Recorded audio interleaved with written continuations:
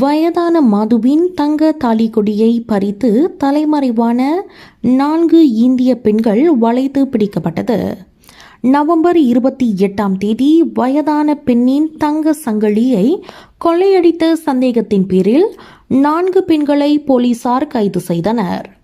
Serdang police படை தலைவர் ஏ அன்பழகன் இதனை உறுதிப்படுத்தினார். சுமார் 30 முதல் 41 வயதிற்குட்பட்ட 4 பெண்கள் இங்குள்ள ஜலான் சகாமாட் PJS 13 சமிஞை விளக்கு சந்திப்பில் காரில் இருந்தபோது பிடிபட்டனர். தங்க தாலிக்கொடியை பறிகொடுத்த 69 வயது மாது ஸ்ரீகம்பாங்கனி உள்ள அவரது வீட்டின் முன் இருந்தார்.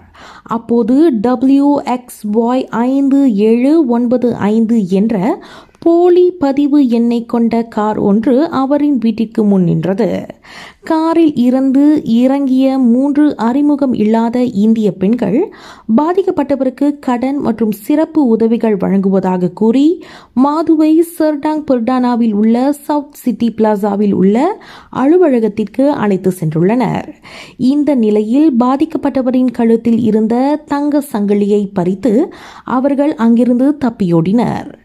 இந்த வழிப்பறி வழக்கு தொடர்பாக சம்பந்தப்பட்ட 4 பெண்களும் கைது செய்யப்பட்டனர் என்று அவர் கூறினார். இதற்கு முன்னதாக சம்பந்தப்பட்ட பெண்கள் கைது செய்யப்பட்ட வீடியோ பதிவுகள் சமூக வலைதளங்களில் வைரலாகியது பெரும் பரபரப்பை ஏற்படுத்தியுள்ளது என்பதும் குறிப்பிடத்தக்கது. கல்வி, பொருளாதாரம், சமூகத்தொண்டு, அரசியல், சினிமா, இலக்கியம், ஆன்மீகம் உள்ளிட்ட சுவாரஸ்யமான உலக நிகழ்வுகளை, தகவல்களை தெரிந்து கொள்ள உங்கள் வர்த்தக நண்பன் சேனலை மறக்காமல் சப்ஸ்கிரைப் பண்ணுங்கள். மேலும் லைக் பண்ணுங்கள், ஷேர் பண்ணுங்கள்.